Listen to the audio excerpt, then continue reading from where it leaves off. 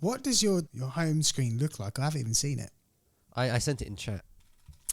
Is that? I thought that was a I thought that was a calculator. I really No, did. that is my phone. Okay. Welcome to another episode of Functions. I am Mac Blackman, and I'm, as always, joined by Eli. How you doing, Mac? I'm fine. Apart from a cold, Good. I'm doing fine. It is the Christmas season, and as always in the Christmas season, I like to start looking at stuff that I'll never be able to buy. Yeah, that's me all year round. Yeah. Christmas season, I always want to buy myself something, but this year I haven't started yet. I start my Christmas shopping about a week before. I don't think I've done any of it yet. There's one thing I really want for Christmas, but it's not even going to be released at that point. And have you seen the Elgato Stream Deck thing? They've got a new one? Stream Deck, the prompter. No. So Elgato released a new, very simple to use teleprompter that you can put on any camera, webcam. It's just so easy, and I really want one because the main complaint I get on my videos is why am I always looking at the ground? Okay, I'm looking at it now. It just looks like any other prompter. Yeah, except it's a lot cheaper, and the screen's built in, and all of the video feed goes through Type-C, has its own app, and can also display your screen. £279. Yeah. Okay. I'm sure there's cheaper prompters, but I guess you're looking to take the feed straight out into the prompter rather than mirror from the device. Yeah. I'm kind of been looking to get a teleprompter for a while, but I have an old iPad, and there's no apps that support that anymore, and it's just been a pain. I don't want to buy a new iPad, and it would end up costing like £800 plus the teleprompter, depending on which one I get. If I just get this Elgato one, I can plug it into my phone, my computer. It's just has a multiple use system. So it looks a bit different. Explain how it works then. So it takes a video out feed from your phone. Is that right? Yes, you can do it from your phone or computer via Type-C DisplayPort. Okay, so it doesn't actually sit in front of the device, like how we would in a TV studio with cameras, for example. It does sit in front of the camera.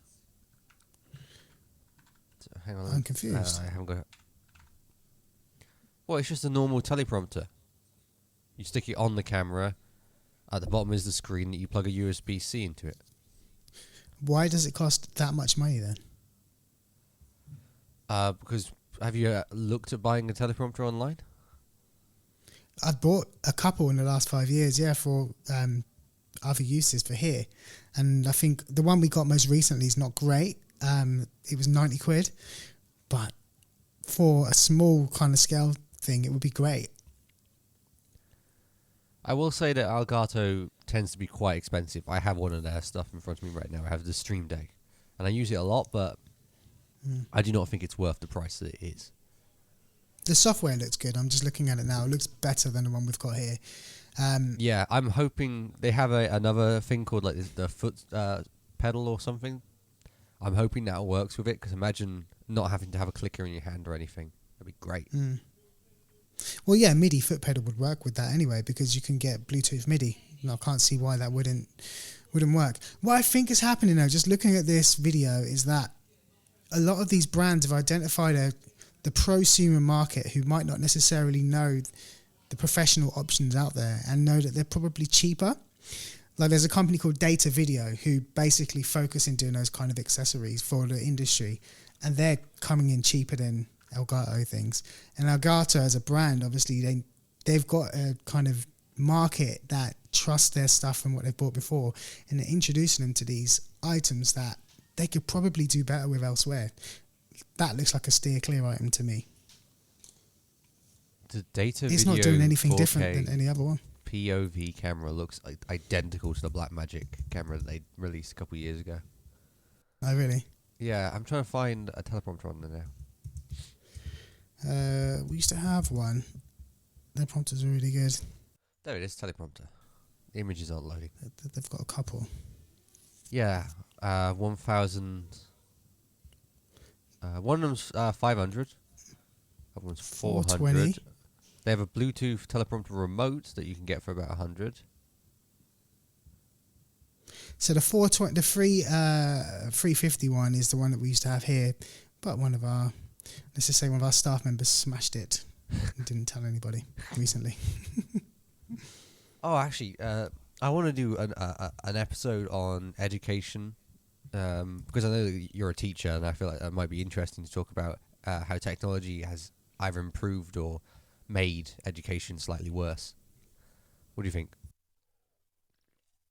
Made it better. I mean, I've been teaching since this is my 14th year, and my first year here, teachers were now getting used to, at this level, used to using PowerPoints. And I remember sitting with teachers and explaining the benefits of using a PowerPoint over using the whiteboard, or even the overhead projectors were kind of still around. So, yeah, it's made the job a lot easier. You no longer have to necessarily plan 3 months ahead for your materials. You can kind of do that during the week before a lesson. Things can change in a lesson in real time, and you can adapt to it. I think technology helps completely. I don't know if I could teach if it wasn't for technology now. I couldn't teach how my teacher used to teach, back in when I was at school. Yeah. I remember at my primary school when they first got one of those touchscreen projector screens. I remember actually helping my teacher set it up. Oh, and you have to click the dots. Yeah. But she couldn't figure out how to make the video appear up on the screen. Turns out she just hadn't even really put the cable in properly. Yeah, and I suppose for some teachers, technology introduces a problem and a gap between, or a barrier between them and the learner. But, I think just like everything, teaching has evolved forever. And I'm sure when they got involved, there was the blackboard. That was a move up from whatever was before that. Classroom layouts, computers, typewriters.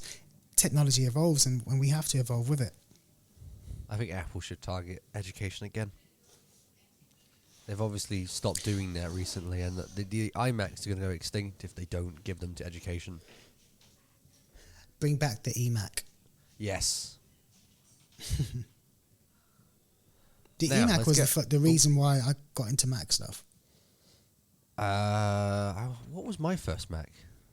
It wouldn't have been an eMac. My first Mac might have been a 2007 or 8 iMac computer. Kind of the clear plastic ones. Oh, the clear plastic. They were 2005s and 2006s. Were they? i5s? Okay. Yeah, the i5s. They were great. I was jealous. I'd never had one. I had the eMac. I had one, and when it stopped working, my parents turned it into a chalkboard for my brother to draw over, and it hurts me every time I see it. It's in the loft now. It's covered in crayons and stuff.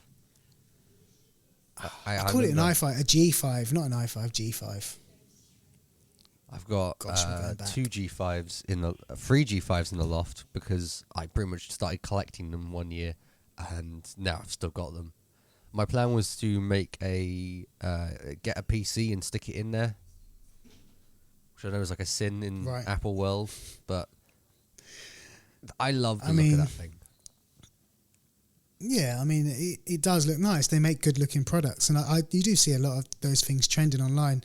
People still getting what's the square one, the Cube, and putting new machines inside of that and whatnot.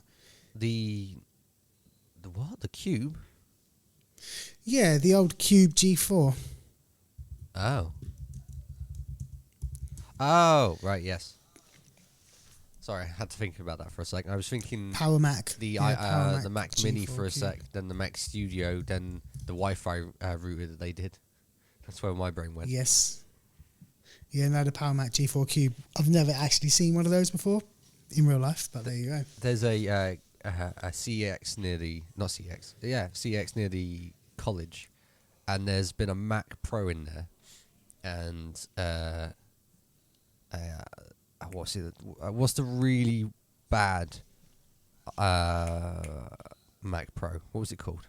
The trash can. The trash can one. Yeah, that's been there, and I've been wanting to get it, just because I've never actually seen one in person. No, me neither. But their value must have been completely shed apart now. I can't imagine anyone spending £200 on one of those. I think it was 150. Yeah. Same price. It's a shame as because the- I thought it was quite clever, the kind of inputs and outputs, how they lit up when you turn it around. I thought that was really cool. I think it was too far, too quickly. People were very much used to the bigger computers, and then suddenly swapping to this computer that is almost alien to everyone else. Probably too far. Which I know is quite funny because that's kind of how Apple rolls, like with the coloured G computers. Whose phone should we look at first? Mine or yours? Let's go for yours. I'm curious. Okay. Do you have any questions? Yeah. Are you fed up of Android yet? Yes. And my second question is, do you sideload or do you just stick to the App Store? I keep to the basic App Store. Okay, cool. I can't be. Then there's not asked to much sideload. point in having Android, really, is there? The only reason why I have Android is because I like the look of the Nothing phone, and I don't like the look of an iPhone. I miss iOS so much. I would love to go back to it, especially like when I first swapped to Android. I got the Pixel 3a, and everything was square. Why did Google make everything circular? I hate circles. You got any questions about like what specific apps I use and why? What does your desktop or your home screen look like? I haven't even seen it. I sent it in chat. Ah, Okay. is that? I thought that was a I thought that was a calculator. I really No, did. that is my phone. Okay. Wow. Okay, so I'm looking at your home screen now, Yeah. and the first thing I noticed is a complete lack of hue. There's no color. Yeah, I know. It's just black with a few colors around. What's that? I all did that about? because of the OLED display. It's just nicer to not have all of that screen like shining in your eye at like the middle of the night. I'm up most of the night for some reason, working on things. That's the time that I'm most active. So I quite like having a screen that doesn't blind me instantly. And it appears like I can tell quite a lot about you from your home screen. Your calendar is the thing that is dictating your actions throughout the day. And Yes. even down to the point you've got sleep in your calendar. Yeah, yeah. Interesting. I've never followed it. It was a recommendation Right. from CGP Grey on an episode of Cortex to stick the time that you want to go to bed. And I've just ignored it every single time. You see, for iOS, that my phone does that as well. At 11:30, it will say 10:30, I think it is. It will say it's time to go to bed, but it's not on the calendar. And it's My just phone has that suggesting to feature go as to well. bed now for. My phone has that feature as well. I just turned it off and I made it so it only turns on grayscale and all that if I plug it into charge. Okay, cool. And then down at the bottom here, you've got. I don't really know what's going on with these circles, so I'm guessing these are your frequently used apps or your Yes. pinned apps. And then this circle, what's that all about to the left? So with the new Nothing OS they released, they allowed a little circle. Initially, when they released the circle, I thought it would work like an old phone. You know, like when you put your finger in the number and you rotate it Rotary around. phones, yeah. I hoped it would be like that, but it turns out no. And that's just all the other apps I need to access very quickly in a quick moment. I probably will get rid of it because I have far too many apps on my screen. I would prefer to have it much more limited. But meh. I know I And then also you have have quite 3 more obscure at the apps. bottom. And that's your yeah. dock at the bottom, is it? Yeah. I didn't have a dock, Okay. anything in my dock for like the whole year up until like last month, and I thought I may as well stick something there. So I put the main apps I use to chat with people and my main browser. I have 4 browsers on that phone. That's too many. I know. Way too many. It's because not everything works on everything.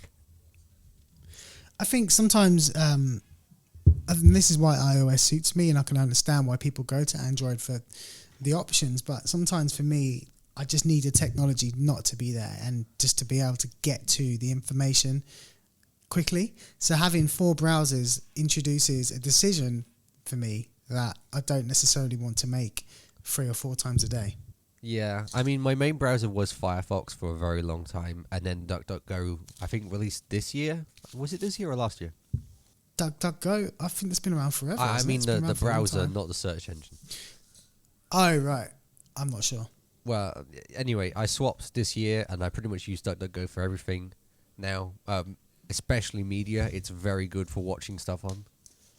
Mm-hmm. But I have to swap to Firefox quite often now, especially if I do any press red work or college work, because I have my presets already done. And DuckDuckGo currently does not have any extension support, which I do not like. I don't think when we get into the Apple OS, we're back to Apple again. Yeah. When we get to the Apple VR AR thing and the direction they're going, I don't think you're going to like tech in the future, because it seems to me like these interfaces are designed to get out of the way and let you be in the room more or be in the space more. And from speaking to you over these last few episodes, it seems like you really like the aesthetic of the technology. You like thinking about the technology primarily before the information, hence why you like to change apps a lot. Yeah, I don't know. I would find it interesting to try the whole. I'm very much interested in doing the VR and AR working, because I gave it a try and it was just great having screens the size that you would want it to be. But I don't think I would go any further than that. Just having screens. Who knows? My ideal technology, my ideal home screen is nothing. No anything. And it just, Phone. I look at it and it knows what to do. That would be ideal. Yeah, I'd love that as well. The whole point of that phone setup that I have there, where it's all grayscaled and with very minimal colour, that nothing jumps out to me. Whatever I click on is what I want to click on, which is a great new feature of the Nothing OS, which I was very happy about when they announced it. Suits you. I think it's funny how these devices, these phones, say so much about our personality. It's almost like looking at the state of someone's bedroom or how someone's bedroom's organised, you know? It's a very personal thing now. Yeah. I mean, it's no surprise because we all carry phones on us every day.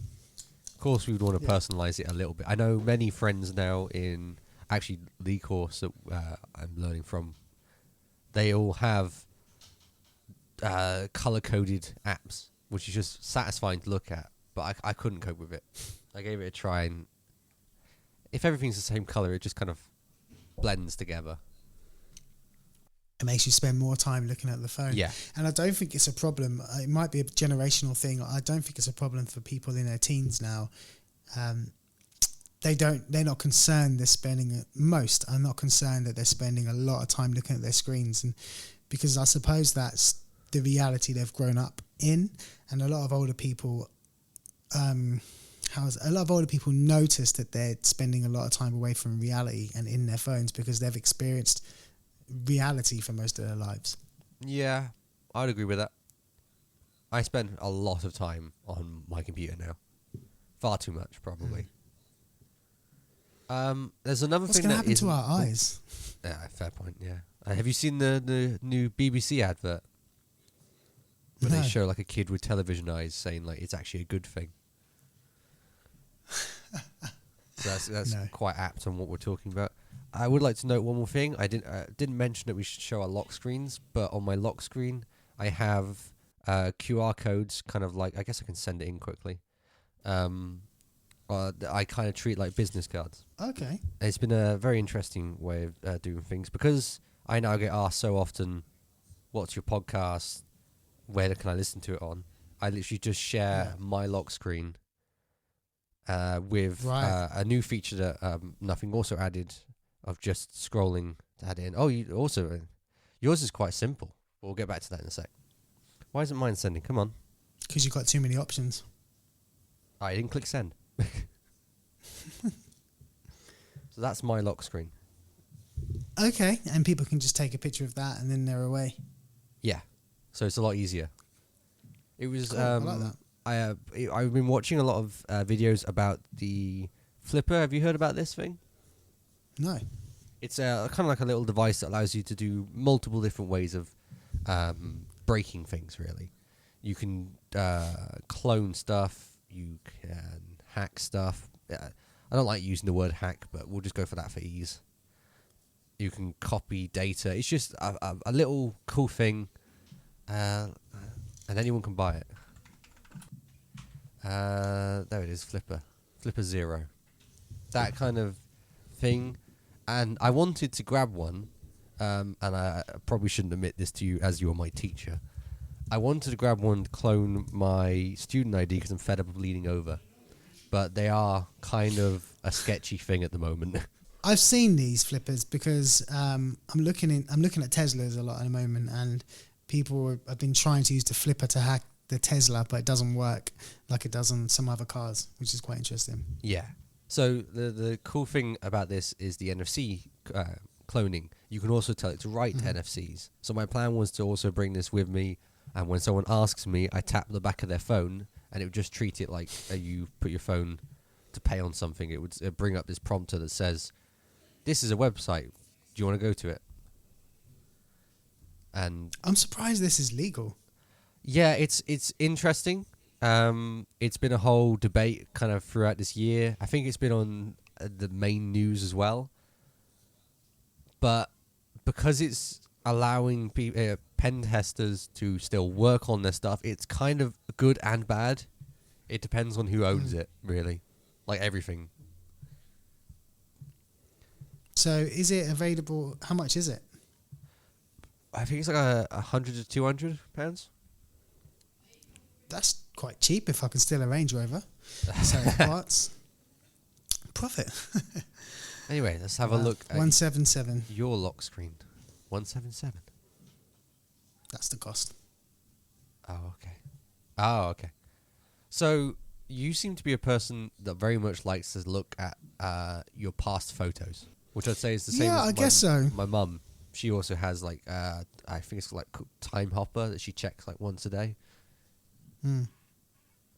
Yeah, I guess so. So I have the Google Photos widget at the top, and then actually my other home screen has the Apple Photos widget.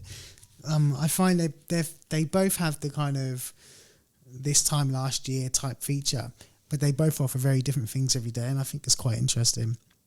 My backed up digital library is quite old now. I'm quite proud of it. I've had it, I think it's like 2008, 2009, so it can really show me some quite old things. And on top of that, I've scanned the majority of the pictures I've ever taken and tried to organise them. So yeah, it's quite nice to see your pictures, because otherwise, when are you ever going to look at them?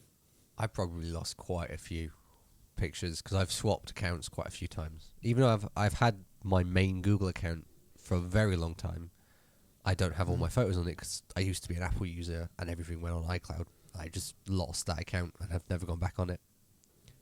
I think you need to pick one, don't you? I picked Google as my service because the money, it doesn't cost that much per year. I think it's 20 quid or something like that, and the storage is pretty good.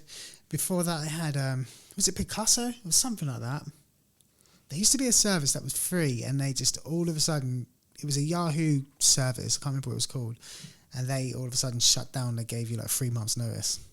Well, at least they gave you 3 months notice compared to Google So that I would had just to shut download down everything. all of a sudden. You also seem to be a very much calendar focused person as well, because you have two. I'm guessing one's for work and one's your personal. Yeah, so my personal calendar, as a family, we use personal calendars, so we all share calendars, me, my son, my wife, and yeah, I need it. I can't get through a day without it. We and then recently obviously my work swapped to that as well. We all have a shared calendar. The only person who's not on it is me, because I'm on Google. No, I think with modern living, a shared calendar is the new way. As a family, in the past, we've had a calendar that goes in the kitchen, and that just doesn't work anymore. You know, we all use our phones, and we don't all go to the kitchen to look at the calendar. And actually, having a calendar with all of your appointments and whatnot on it in the kitchen is sometimes a bit of a risk as well. If you get robbed, or if someone can see your calendar through the window, they kind of know what you're doing and when. It is a great system, and I also would highly recommend doing it to anyone who's listening to the podcast. It's just great having an online calendar and record of where everyone is, really. Because I mean, we all and it's quite useful for winning battles as well. My family, we can say, "I've got the car on that day. I've already put it down." Oh no! If it's not in the calendar, it's not happening. And your Outlook one, that is your work one, right? Because I know that, yeah. And then you're also very much paying attention to your fitness, which I do not have on my phone. the rings are great. I think that's another thing that Apple didn't invent but completely mastered, and that is the kind of fitness rings and getting you addicted to making sure you achieve whatever your goals are every day. It's the only reason why I'm wearing an Apple Watch now. An Apple Watch that's entirely disconnected, but it still can tell me how much I've done in a day. Yeah, it's kind of addictive. I thought it would wear off. I think I've had an Apple Watch since, I don't know, for about 7 or 8 years, and I still look at it every day, so it works. And I still think, I've got to stand up for one more. Let me stand up and get my stand in. Yeah, I do. Who knows what good it does, but you definitely get hooked on it. Do you have friends on yours competing? Well, I can't because my one's disconnected. Right, okay. So that takes it to a whole nother level, and you see someone in your friendship group's got 35 minutes, and so you have to quickly do 5 more. It's great. See, I was looking for another type of watch recently because I don't like the battery life of the Apple Watch. I think it's far too low. I mean, I am using a very old model. I'm using the 3rd edition. And okay. Yeah, what I determined was I don't even use it for that long. I can just stick it back on the charger and it's done. I don't like to wear it when I'm asleep, so I don't need to worry about that. Mm-hmm. I would also like to question you on how many social medias do you have in one section? Oh yeah, okay. So on my dock along the bottom, I've got 4 things, but 2 of them are folders, and that's just all of the social media apps that I've ever used. I probably don't use all of them, but there's 10 in there because you can flip pages too. So I count things like email as social media. So there's email, messages, Twitter, Telegram, Instagram, those kind of things. LinkedIn is on there too. Pinterest. It's just nice to have them all in one place. I'm looking now to see what social medias I've got. Google Chat, WhatsApp, Chat. I'm testing out Beeper and Beeper Mini. And that's it, I think. It's good to have them in one place. Also, like for tracking, just me tracking how many times I use social media, I know that I'm going to this one place. And to me, I bag all social media together as one. So now it's actually one. Oh God, I've been on social media too much today. I also have Apple set up to tell me I've been on social media for too long because they're all part of the same group in my screen time. So then I've limited to 25 minutes social media a day. So when it gets to 25 minutes, it will tell me you've used all your social media time. And then I have to physically allow more by putting in a code, which then kind of tells me in my brain, okay, I've done too much now, 2 more minutes or whatever it is, and then get off. So it's a nice self-reminder because you can forget. You spend so much time on these devices and before you know it, you spend 3 hours on social media. Yeah. I think I have one of those limits on one of my apps. I don't even remember what it is because I don't think I've ever reached it, which was a very useful timer then. My son thinks it's hilarious that I would limit myself. Well, no, it makes sense because people get very much addicted to their phones. So I have 2 questions. You have a lot of music-based apps. I have a few. I didn't even mention it in my one. On my lock screen, there's another folder that's hidden there. You know the one that's like the music tune one? If you click that will bring up I think 4 apps. My cat is currently right in front of my microphone. Which is and what are they? What are your 4 apps? Pocket Cast, Audible, Spotify, and Crowbuzz.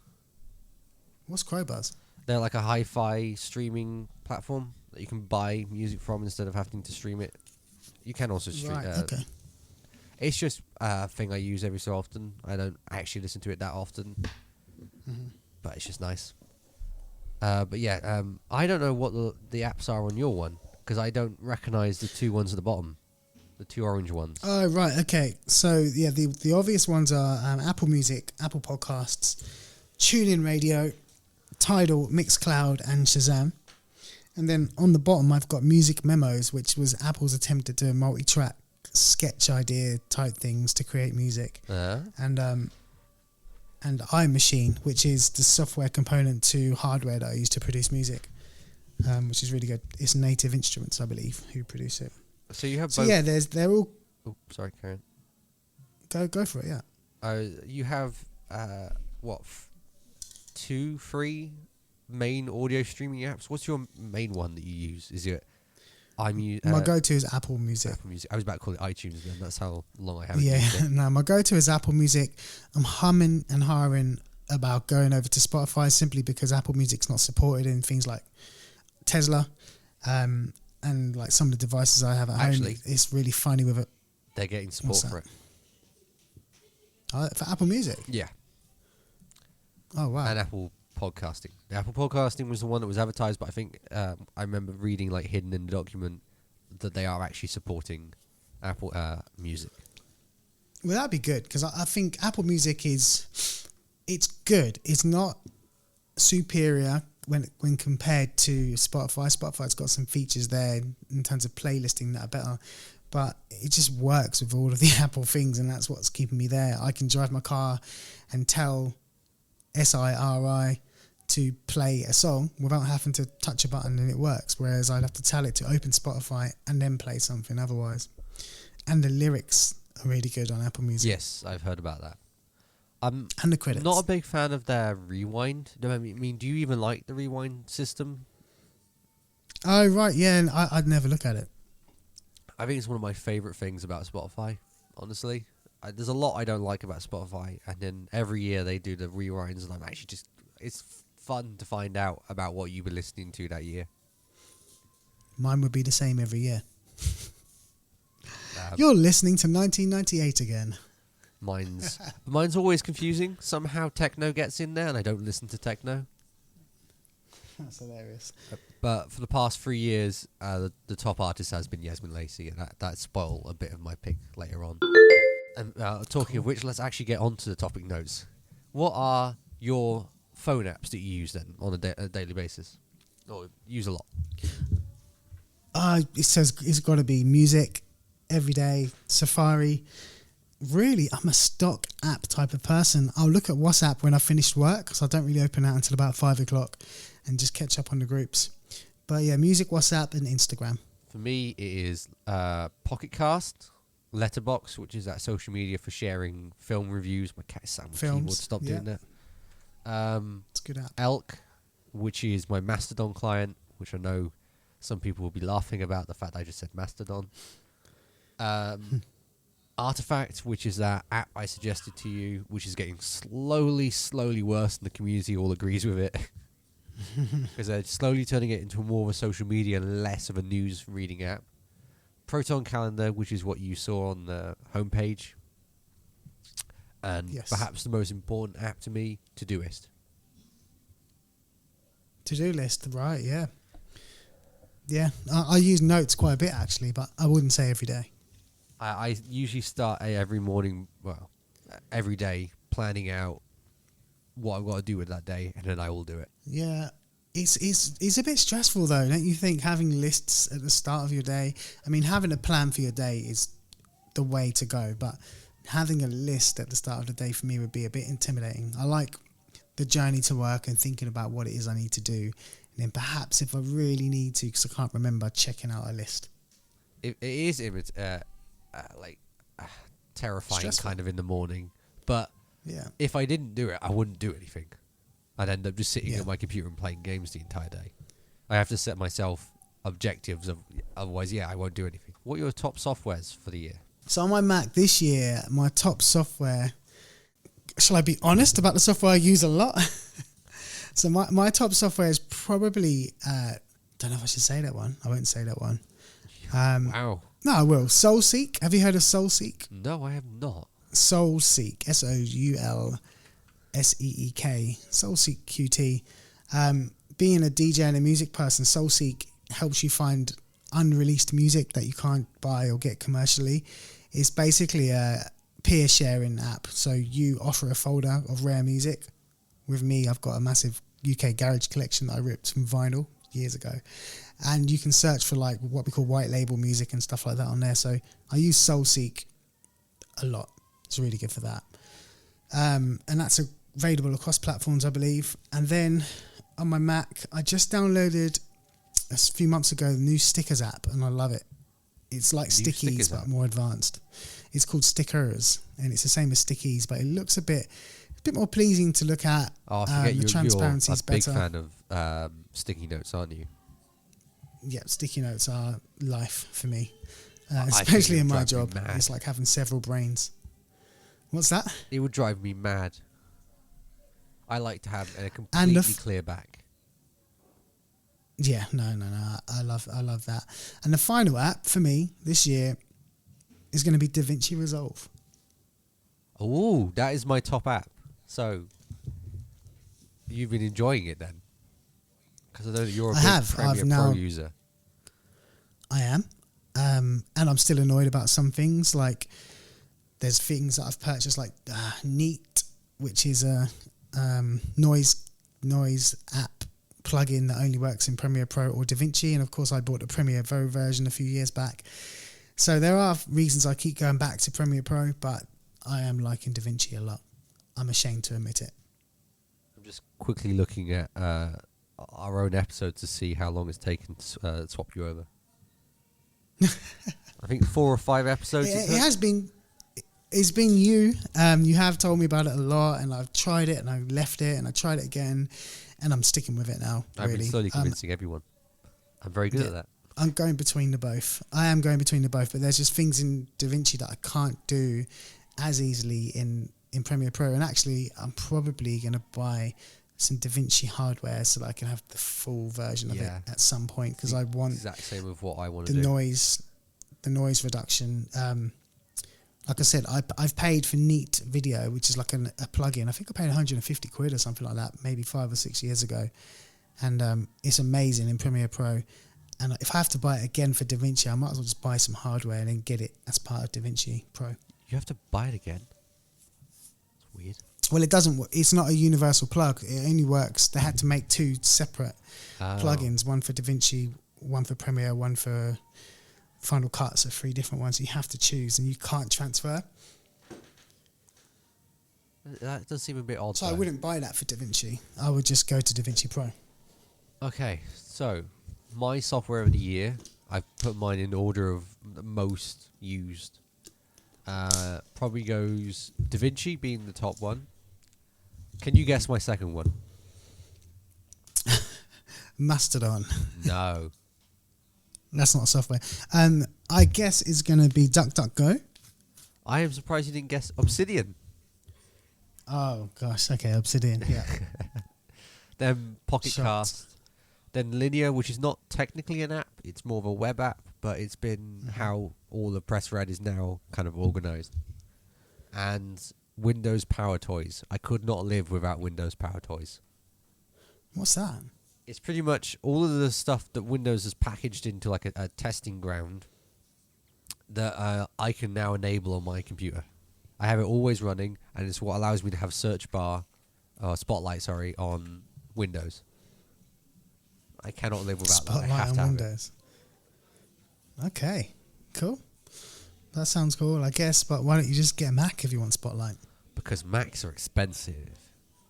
And I don't have you know, I don't mind Windows. I'm not by no means a Windows critic or hater, but the one thing it's really missing is a good search. The search is terrible in Windows.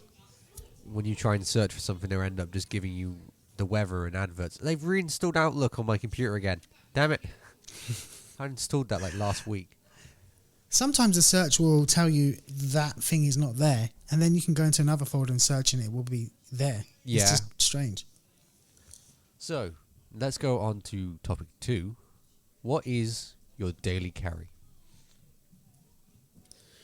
My daily carry is my phone. My phone I've got a smart Yale lock at home, so my phone wallet has my Yale key in there. And that's it. What about your backpack though? You've got like all of your, you got your Mac, your M1 Mac, M1 Pro, right? Or is it just M1? Okay. So today I've got in front of me here, I've got my iPad Pro, I've got my M1 MacBook Pro, and a bunch of cables and adapters because I'm carrying a Mac, right? So I have to have every possible option. And I carry 2 SSDs with me as well. So yeah, quite a few things. It depends on what I need. I'm assessing this week, so I bring my iPad and I have it as a second screen for my Mac using Sidecar, which is a great feature. But yeah, those 4 things. On average, my daily carry is just my Orbit keyring, which is the little weird keyring that I've shown you quite a few times. I don't think it's actually called a keyring. I'll have to link it in chat just to make sure of what show notes. Of course, I've got the Nothing Phone 1. My Circular & Co. reusable coffee cup that I got for my dad after I bought him one as well. And perhaps the most important thing to me is the Sony WH-CH 720Ns, which are the soundproof headphones that I carry on me everywhere. Great, Not yeah. live without those. Got to have. It's. I think earpods and that type of technology has developed so quickly, and we don't realize how much that's changed. You can look back at a photograph from just 10 years ago, and nobody's got this technology. Yeah. It's like magic, and now we all have it, and it's really cheap. You know, you can buy these things for 25 quid on Amazon, and they're good. I have one question, because we were talking earlier about like how you see that ages have changed how they view screen usage. What do you think about headphones? Because like when I walk down to get to college, quite often I see everyone's wearing headphones, but there are some people who don't. And do you think that, like, I mean, I'm one of those people who wear headphones. Do you think I'm missing out on just hearing the general audio of a place? Or Yeah, I don't think... It's an interesting one, right? Out in the environment, headphones can be dangerous. Obviously, you can't hear traffic, or you can't hear danger approaching you, or people trying to walk past you, or even sneak up to you and take something from you. But I don't think that's necessarily a problem. I think people, we have other senses, right? We have our eyes, and we kind of have this sixth sense, so we're kind of aware of what we're doing. I think the bigger issue with everybody wearing headphones is that everybody is isolated in what they're listening to, and then they're vulnerable to being able to be manipulated in some sort of a way. I know when I was a teenager, the whole thing was about the 3-piece stereo. So you had your big stereo hi-fi with the 2 speakers, and kids would blast their music out, and parents would come in and say, turn it down. However, the parent could hear what you were listening to, tell you off. You couldn't hide it ever. You have to play it out loud, right? yeah, Now we've got teenagers walking around with earplugs in their bedrooms. Teenagers don't blast music in their bedrooms anymore. They're listening to podcasts, they're listening to television, they're listening to music. We don't know the messages they're listening to. And so that conversation no longer happens. I had conversations with my parents about, why do you think these songs say these things? You know, just casual conversations in the car or wherever. I can't have those conversations with my child anymore, because I don't actually know what he likes, or what he's interested in, or what catches his attention. that's very interesting. I haven't thought about it in that way. My family, we tend to we have speakers in the living room, and we all share the kind of music we listen to in the living room or in the car.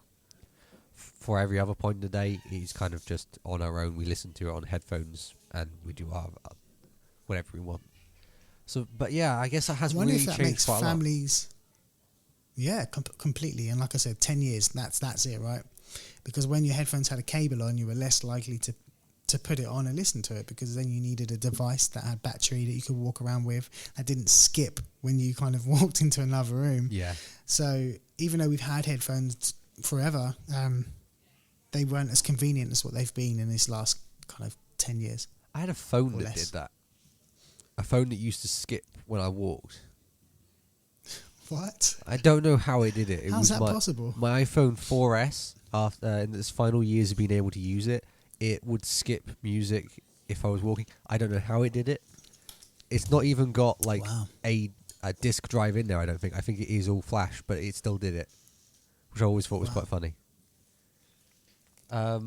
Yeah, well, you know, we're way past the Discman years now. Yeah. But even then, when you had a Discman, if my kid had a Discman on all day with headphones on, would I be concerned? Absolutely not, because he's got to go down to that shop and buy a CD, and the likelihood is I'll know what's going on. And there's only so many CDs you can access, right? Yeah. Whereas they can listen to anything in the world. And I'm not one of those people that thinks the internet is bad. I just think parents and children need to have a connection in some sort of a way. And normally it's music and kind of topics of conversation. And those headphones really isolate people. I think we'll see the ramifications of that down the line. Do you not do family like subscriptions of streaming softwares like Spotify, or does Apple does it, doesn't it? Yeah, we have the Apple Music family, but I can't see what they're listening to. Huh. You kind of we you all get kind your of own follow account. each other and share music. No, we don't do any of that. Not at all. No, they have their accounts. I have mine. They have their favourites. I have mine. But honestly, I don't know. I don't know what music my son listens to. It's strange, and it would be nice. Maybe it's making parents get older quicker now because we can't stay hip. Back on the topic that we were talking about, the products I also own, I often use. Right now, I'm on my desk and I have the Delta Hub mouse mat. It's an okay mouse mat. I really like the look of it, but it kind of goes a bit funny after about a year. And I use. Wait, is it one of those big ones, or is it? It's a medium-sized one. Cam. Okay, cool. And what's the Logitech Stream Cam? Is that their standard kind of? It's their webcam that they released. They have multiple versions, and this is the streamer one because it's white. I don't see actually any difference in the quality or anything like that. It's a webcam that I would recommend if you're looking for one. It's fairly cheap on the market, and it's just good. Really, the quality is quite nice. With a bit of lighting, you can get it to look really nice. That's all I've got. I think the only problem I don't like is the cable is too short for my computer. I think if I started listing tech at my desktop at home, there's just loads. It's sickening how much stuff I have. I just don't know where it all came from. I'm currently halfway through revamping my studio at the moment, so I've kind of knocked down one of the rooms in the studio and I've opened it up, and I'm just changing lighting in there to make it more of a video first studio rather than an audio first studio. And I just got so much gear. I think I'm a cable guy. I love cables, and I've just discovered that I can use my iPad as a monitor for my 2 Sony cameras, which is amazing. Yes. I was watching a YouTube video and I said, look, what's that software called? It was released like a couple months ago. It's quite good. The one I've got is called... Why doesn't it tell me the name of the app I just opened? USB Camera Pro. It was £2, and I think there's plenty of them out there. This is Japanese, I believe. But all you need is 2 micro HDMI to USB type cables. And I thought, I wonder if I've got any of those. And when I was watching this YouTube video, dug into one of my cases of cables, and I've got 4 of them, all 5 meters long. Don't know why I've got them. Don't know when I bought them, but it's that kind of thing. I just kind of have everything, and I'm quite embarrassed to say. Well, let's go into the media now. Like, what are your top 3 podcasts? What have you been listening to? I don't listen to a lot of different podcasts, funnily enough. BBC Sounds, I've been listening to one. It's just finished, actually. It's called Gangster. It's really good. It's about the gangs in Birmingham, the Johnsons and the Burgers, and how they descended from Jamaican immigrants in the kind of 50s, which is great, 40s and 50s, because I can kind of relate to that. So that's a really good podcast. Conspiracy Theories is my go-to all of the time. If you haven't listened to that, it's a podcast. Podcast is the brand podcast, and they just do different conspiracies every week. Recently it was about the guy who they based James Bond off of, like a British spy, which is quite cool. Really? A British Russian spy, actually. Yeah. And his real life. Huh. And the third, I'm just opening my podcast now to see what I've been listening to lately. Oh, the Turay show. So Turay is a journalist who used to work for MTV in the 90s, and he's kind of left commercial work now, but he's still got all these relationships with really interesting people. So he kind of sits down and talks with entertainers, business people, a bit like Diary of a CEO, but not such a big platform. Yeah, I keep thinking about listening to Diary of a CEO, and I just haven't done it yet. I think I watched It's good. half of one episode when what's his name? The guy who used to present QI. Oh yeah, I don't know the name, but yes. Yeah, he did an episode. That was interesting. I didn't know anything about him really. How about you? Okay, so my top three podcasts are Waveform, which is produced by Verge Media, I think, and made properly by what's his name, Marcus Brownlee. MKBHD, yeah. Yeah, all of his team, they make that. I really like how they do it. I like the fact they have a quiz show in it. It's quite interesting. Yeah. You'll be thinking about these questions while also learning about what news has come out in the week. The other one, I listen to that sometimes, but honestly, I feel bad for saying it, but I just don't think his team are that interesting. I think they're kind of cardboard personalities, and I can't listen to it at all. I like. I'm not going to remember any of their names. There you go. One of the main guys, he's a big camera nerd, and he's interesting to talk about things. I'm not sure about the other guy, but he's all right. And Marcus Brownlee, obviously, he's entertaining to listen to. I mean, otherwise, I wouldn't be watching it. Sorry. But the guy that really does annoy me, and I probably should be saying this in a podcast, it's the curly-haired person, the producer. He drives me absolutely mad, and he also has one of the best videos on their studio channel.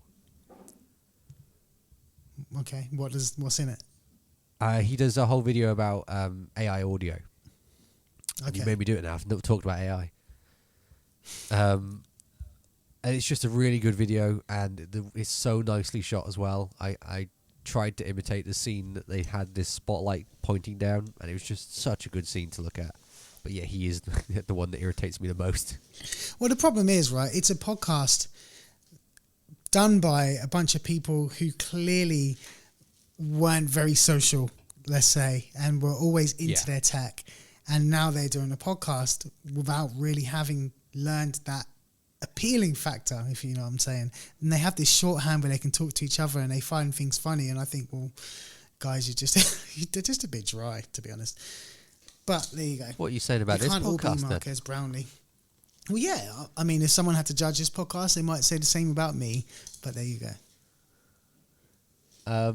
The other podcast I listened to, perhaps was my favourite of last year, is called Cortex. And it's just great for listening to figure out what is a good target for how to run a business. I have generally just listened to it quite a few times, and probably everyone at Press Red hates me for this. I'll usually listen to it when I'm like laying in the bath and just getting a bunch of ideas from them talking about, well, when I started this business, I did it like this and did it like this. And they also talk. In fact, they even do episodes like this where they're talking about applications and software. It's just generally my favourite podcast. And it's also hosted by CGP Grey and Mike Hurley. CGP Grey made the first podcast I ever listened to, Hello Internet. And that's the whole reason why I'm into this type of area. I think it's interesting that you use podcasts for a very specific reason. And I think podcasting has blown up because it can afford to be niche and it can appeal to everybody, or something can appeal to everybody. I kind of use podcasting as a way to escape, and you use podcasting, by the sounds of it, as a way to kind of roadmap and help you plan and help you develop ideas and grow, which is really I interesting. use it to pretty much inform me on stuff, because I listen to also Upgrade, which is all of the Apple news. Mm-hmm. And that's great. I mean, think about... We didn't have that as a kid. I didn't have those options. It's amazing that you've got those outlets now. There is like one podcast, and we have to censor this because it contains swearing. I listen to that has no educational use at all. It's just funny. It's called Face. It's made by Rooster Teeth. What? And it's just pretty much two people being really mean to each other in a way, and it gets confusing. And it's very American, which I always feel guilty about, but it is something that I actually generally enjoy. Okay, I won't be checking that one out, but... It's not what you think. My final top 3 podcast is Darknet Diaries. I love the way that this guy edits all of the episodes, and it's just a pretty much imagine a mini documentary, no visuals, just all audio about a specific hacking topic. Okay. It's kind of where I learned most of the stuff I know about the cybersecurity area. All thanks to my dad recommending this to me. The best episode, in my opinion, to start with is Gollum Thumb, which is going to be difficult to spell. I've linked it on my Mastodon page. I'll grab it at some point. I'd highly recommend listening to it, even if you don't feel like watching. I mean, it's 2 episodes long. If you don't like the podcast itself, it's just fascinating to hear certain things. They can get really dark, so I recommend always reading the description, or, like me, have a dad who listens to every single episode and wait for him to tell you, this is a good episode to listen to. Okay. So, yeah, I mean, it's a really good podcast, but it is a highly sensitive one. Right, okay. Sounds good. What are your top 3 music artists of the year? Wow. So I do tend to get caught in this holding pattern when it comes to music. So sometimes my artists will be artists from the year before and the year before. However, there is a new entry this year. He's an artist that I've listened to since around 95, 96. He was part of a duo at the time called Outcast, and his name is Andre Benjamin. He calls himself Andre 3000. And he's been out of rapping for a long time, but came back this year with a new album that has no raps at all. And he plays the flute on the album. I don't know if you've heard of it. What's with the flute? Seems to be a new thing. Yeah, I don't know. He became he's kind of a real creative, if you like. And when he left rap about 10 years ago, he moved to New York and kind of dressed a bit like a homeless man. It became a joke online, like Andre 3000 spotted, and he'd be spotted in random places playing the flute, no security. You know, this guy, he had an album that went 10 times platinum, so he's known, he's rich, he's famous, but just kind of decided he wanted to step out and do something different. And this album is, I think it's got 8 tracks. The tracks are all like 12, 13 minutes long of him just playing the flute with some guys in a room. The first track's called I Swear. I really wanted to make a rap, in speech marks, album, but this literally is it this time, or something like that. The title's that long. That's a great name. Because he didn't want to disappoint fans. But no, it's a really good album. It kind of sounds almost like something you'd hear when you go to get some beauty treatment or something like that, but with a bit of a kind of a hip-hop twist to it with short phrases and whatnot. So Andre 3000 is the first artist. The second artist is a guy called Brent Faiyaz, and for me, that's a really young artist. I don't listen to a lot of young artists. This guy is in his early 20s, but he's a musician and a singer, plays all of his own stuff, produces all of his own stuff, but sounds like he came out in the 90s. So yeah, he's my second artist. And then I haven't got any more music. Brent Faiyaz, yeah, he's amazing. I think you'd like him. He experiments quite a bit. I quite like that. Not women to copy. And then I'll go back to an old artist. Well, actually, no, we'll stay with the new. I listened to quite a bit of Masego, and I saw Masego in concert this summer. Well, at a festival this summer, and absolutely loved it. And I've been stuck on his album, self-titled album from this year. So he's my last artist. If you like a bit of saxophone, go for Masego. Do you want me to say mine now? Go for it. What are yours? We know one already, right? I think mine's quite predictable, and plus I already mentioned it. Yasmin Lacey, definitely my favourite artist so far of this decade, because I've just really been enjoying her music a lot. I own all of her vinyls. It's just great music to put on in the background while I'm working on stuff. I generally just really like the artist, and I went to go and see them recently for my birthday. Wow, cool. Followed by Gabriel's, an artist that I found on Jules Holland's show.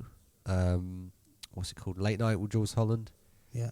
And then a week afterwards, he played at Glastonbury, and he just had so much power, and it was great to listen to the whole album. I've listened to it multiple times now. Okay. They're most of the music. What kind of music all of is them it? Here.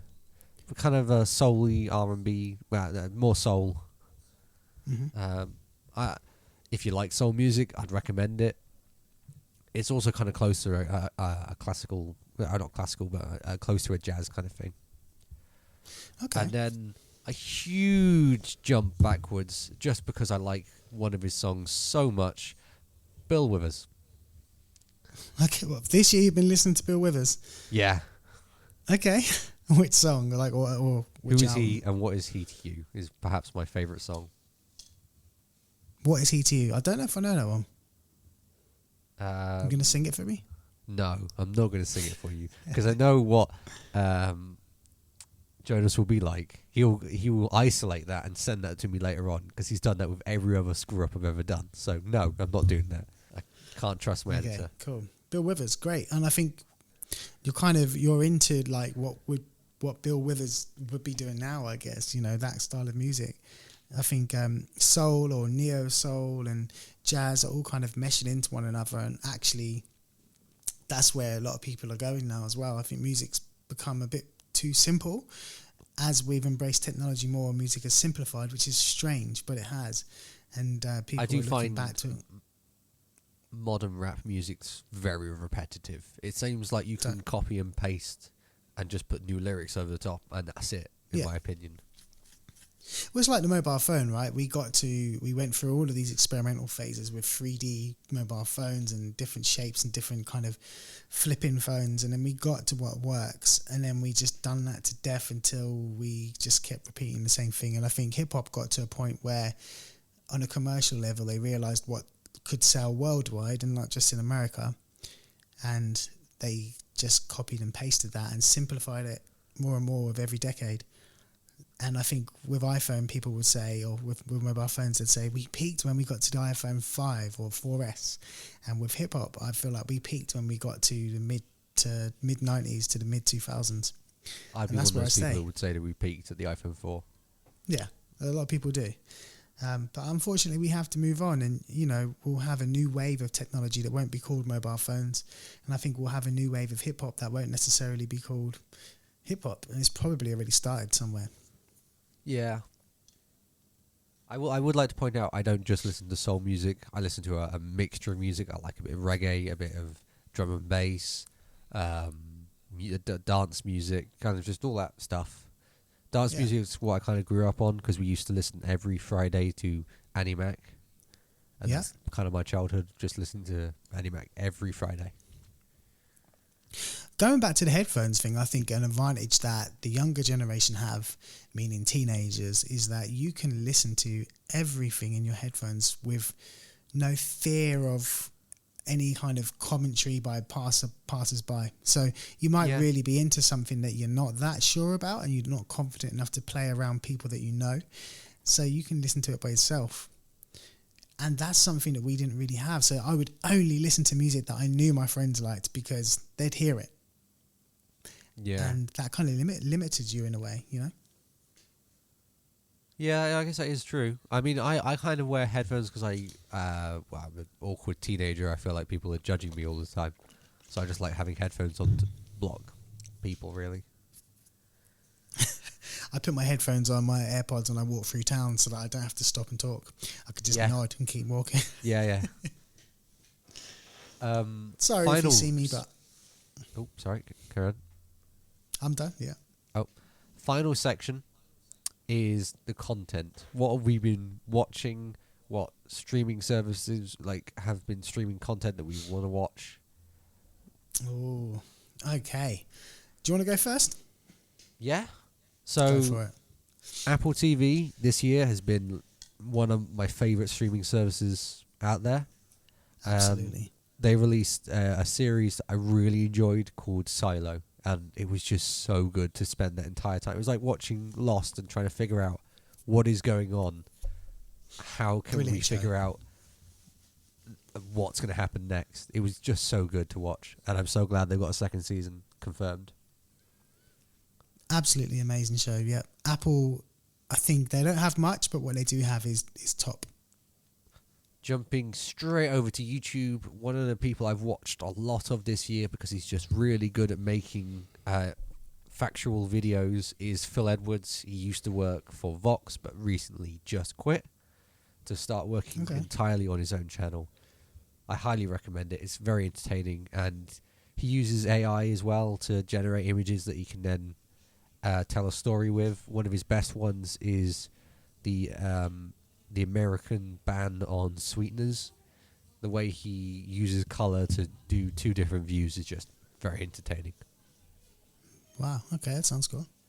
And my final thing that I really enjoyed from this year is Blue-Eyed Samurai, which came out like last month. So that's probably why I like it so much, because it's so recent. But it is a Netflix show that was just so good, and I very much enjoyed it. It's kind of teenager in a way, but it's so good. Say again? Is it a manga or something, or? No, style? Not really. It's kind of taking roots from an anime, but not exactly. It's kind of it's still American style, and it's not. Just have a look at the trailer. That will kind of explain it all to you. It is a samurai-based thing, and it's all about stereotypes in a way. Okay. As well. I won't say any more because I'll spoil the whole thing if I say any more, but I highly recommend watching it if you have a Netflix account. Okay, cool. Here we go then. So mine, Apple TV as well. Apple TV is crushing it in my opinion. I don't need a streaming service that has a million things if I'm only going to watch 10. So Apple TV for me all the way. Severance. I don't know if it came out this year, but I found it this year. It is a bloody good series. Yeah, so I found Severance this year and I was blown away by that. I also watched Silo too, and it was great, but you picked that before me. And then the other thing on Apple that I watched recently is the Who Shot John Lennon 3-part documentary. That came out really recently, didn't it? I just finished it 2 days ago. I don't know when it came out, but I know it's quite new on there. And it's quite nice to jump back 40 years and they managed to interview some different people that weren't spoken to before. So I always like a good kind of revisit of history. I think it's called Murder Without a Trial, John Legend. John Lennon. Then going over to Netflix, although I did say I don't need lots of content, Netflix is quite good at hiding all of this content and just throwing things to you that it thinks that you want to see. So I'm embarrassed to say, but Squid Game, the challenge, is really good. Really? Is really good. I was hesitant. I was late to watch it because I loved and appreciated the original Squid Game so much. And I kind of felt really strongly that they were taking the content away from these Korean producers and Americanizing it. And it's just kind of, there's no Korean people in there. It's full of American, Australian and British people, which I kind of have a problem with fundamentally. But it's really good. If you're into set design and visually they've really thought about this show. It's such a well planned out show that it's brilliant telly. So I think I personally just don't like game shows. They've never really grabbed my attention. I understand that, but yeah, if you're into game shows, you will definitely like it. Fundamentally a good show,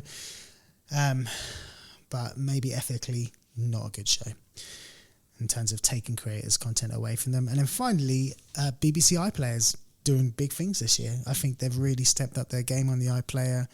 Some of the original content. Sucks. The app's always been rubbish, but the content is just really getting a lot better. I think the BBC Three stuff they're putting on there, they're understanding the audience a lot more. And what I watched this year that really stood out to me was called Three Little Birds.